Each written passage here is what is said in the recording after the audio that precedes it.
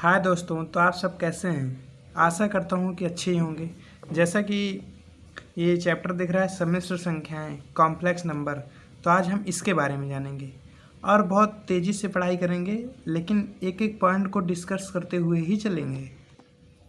अगर आपको कोई भी संख्या इस टाइप की दिखे तो हम उसे कॉम्प्लेक्स नंबर बोलेंगे, जहाँ एक्स वाई तो रियल नंबर हैं, लेकिन अगर किसी भी संख्या के साथ आई की मल्टीप्लाई हो जाती है यानी इमेजिनरी नंबर, तो एक काल्पनिक संख्या बन जाती है। यानी कि real number plus imaginary number is equal to complex number. इसकी डिफिनीसन हम ऐसा भी दे सकते हैं। तो ये तो डिफिनीसन हो गई। अब आइए जानते हैं इनकी कुछ प्रॉपर्टीज़ पर।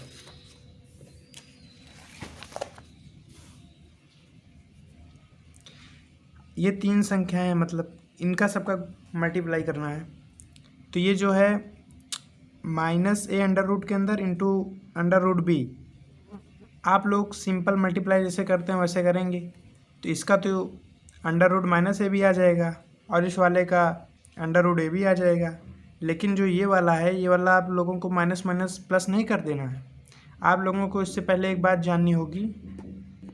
वो बात यह है कि यहाँ जो आई होता है, आई का मान होता है अंडर रूट -1, और जो आई को आयोटा बोलते हैं, और जो ये अंडर रूट -1 है, ये बात आप ध्यान से समझ लीजिए। अब आते हैं इस पे। अंडर रूट -a है इंटू अंडर रूट -b है, तो इसको हम कैसे लिख सकते हैं? Under root a into under root -1, तो यानी इन दोनों को मल्टीप्लाई करेंगे तो यही आ जाएगा, इंटू अंडर रूट -b, तो यानी इसको under root b into under root -1 करेंगे तो अंडर रूट -b आ जाएगा। तो अब ये देखिए, ये वाला मल्टीप्लाई सिंपल कर लेंगे, अंडर रूट a भी आ जाएगा, और इन दोनों का मान क्या होता है? आई इंटू आई, तो आई स्क्वायर हो जाएगा। अब आई स्क्वायर का मान जानते हैं क्या होगा? हमें ये पता है I equal to under root -1 है। अगर दोनों साइड का स्क्वायर कर दें तो मान निकल जाएगा। आई स्क्वायर इस साइड कर दिए और इस साइड कर दिए। अंडर रूट का मान होता है 1/2, यानी -1 की पावर 1/2 इंटू 2, इससे कट जाएगा तो आई स्क्वायर का मान -1 आएगा। तो ये जो फार्मूला बनेगा, यानी आई स्क्वायर आ गया, इसका मान -1 होगा, यानी कि अंडर रूट के बाहर माइनस लगा देंगे, ये भी लिख देंगे, तो ये इसकी प्रॉपर्टीज़ आ जाएगी। जैसा कि हमने आपको बताया, real number plus imaginary number equal to complex number होता है, वही बात की है यहाँ। अब अगर हम x इक्वल टू 0 रखेंगे तो z बराबर आई वाई आएगा, और ये होता है प्योरली इमेजिनरी नंबर। अगर y बराबर 0 रखेंगे तो जो x होगा ये प्योरली रियल नंबर होगा। अब एक बात और ध्यान दीजिए, वो बात ये है कि x और y अगर 0 नहीं है तो z equal to complex number आएगा। अब जान लेते हैं इसके रियल पार्ट और इमेजिनरी पार्ट के अंदर। ये बहुत ध्यान से सुनना आप लोग। z equal to x plus i y होता है। अगर आपको इससे पूछे कि इसका रियल पार्ट बताओ, तो ये जानते हो ना, जिसका आई के साथ मल्टीप्लाई होता है उसे इमेजिनरी नंबर कहते हैं। जो यहाँ ऐसे सिंगल होता है यानी कि x टाइप का है, इसे कहते हैं रियल नंबर। तो रियल पार्ट इसका होगा x और इसका रियल पार्ट होगा ओनली y। तो आइए इस पर एक क्वेश्चन करके देखते हैं। z इक्वल टू -3 -4i है, तो इसका रियल पार्ट हो जाएगा ये वाला -3 और इमेजिनरी पार्ट हो जाएगा -4। अब आ जाते हैं इंटीग्रल्स पावर ऑफ आयोटा, यानी कि आयोटा की पूर्णांक घात।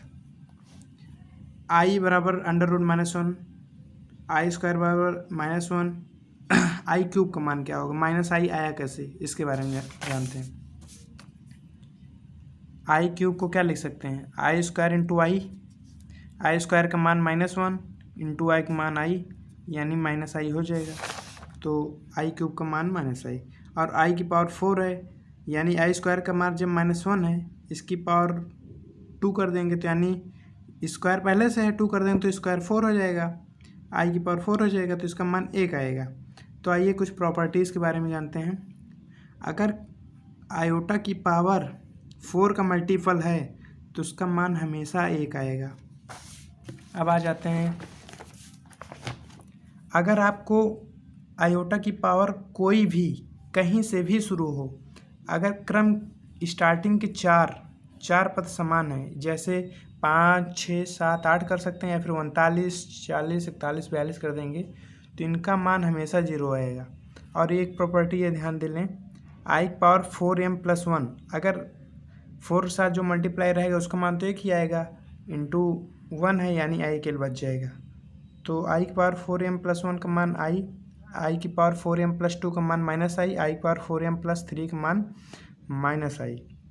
आइए कुछ क्वेश्चन करके देखते हैं। आई की पावर 33 है तो 4 का मल्टीप्लाई में कितने बार आएगा, 4 × 8 यानी 32 + 1 बच रहा है, तो ये वाला मान तो 1 हो जाएगा, बट ये वाला बच रहा है ना आई सिंगल, तो यानी आई सिंगल इसका आंसर हो जाएगा। ये 202 है आई की पावर, तो 4 के मल्टीप्लाई में जाएगा ये, तो 2 बच जाएगा, और जब 2 बचता है तो -1, तो ये आंसर हो जाएगा।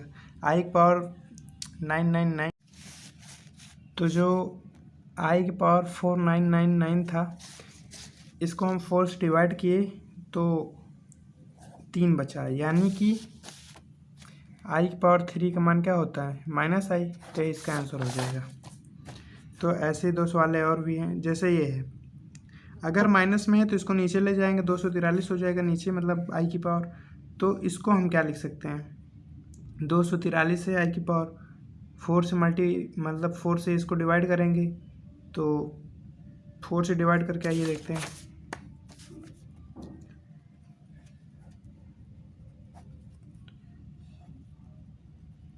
ये 3 बच गया, यानी आई की पावर 3 का मान -i होता है। अब ये तो जान लीजिए इसका मान -i यहाँ हो जाएगा। अब जब यहाँ -i हो जाएगा तो यहाँ थोड़ा दूसरे नियम से कर दिए हैं, 1/-i हुआ, इनको i × i से मल्टीप्लाई कर देंगे तो क्या हो जाएगा, ऊपर i बचेगा, नीचे -i² हो जाएगा। और आप जानते हैं i² का मान क्या होता है, -1, लेकिन यहाँ पहले से माइनस है यानी माइनस माइनस पॉजिटिव हो जाएगा, यानी i अकेले बचेगा। तो यहाँ भी वही i अकेले आ रहा है। तो अब आ जाते हैं समेसन पे। समेसन के बारे में जानते हैं क्या कैसे होता है।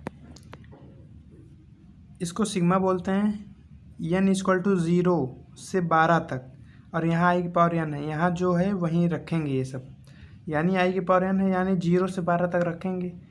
i की पावर 0, 1, 2, 3, 4, 12 तक रख दिए। अब इसमें आप बताइए टोटल टर्म्स कितने हैं, 1 से लेकर 12 तक तो 12 हैं, लेकिन i की पावर ये जो 0 है ये भी है, यानी कुल मिला के 13 टर्म्स है। तो आप लोग यही जान लीजिए, जितना शेषफल उतना ही टर्म बचानी है। कहने का मतलब, तो अगर 13 को 4 से मल्टीप्लाई मतलब डिवाइड करेंगे तो रिमाइंडर 1 बचेगा, और जो शेषफल 1 बचेगा यानी एक टर्म बचानी, इसमें से कोई भी आप एक टर्म बचा लो, यानी कि बीच से, लेकिन ऐसे नहीं निकाल लोगे कड़ी से, चाहे ये वाली बचा लो चाहे ये वाली। तो i की पावर 0 है, i की पावर 0। अब ये बताइए किसी की भी पावर 0 होती है तो उसका मान 1 होता है ना, तो यही 1 आंसर आ जाएगा, बात खत्म।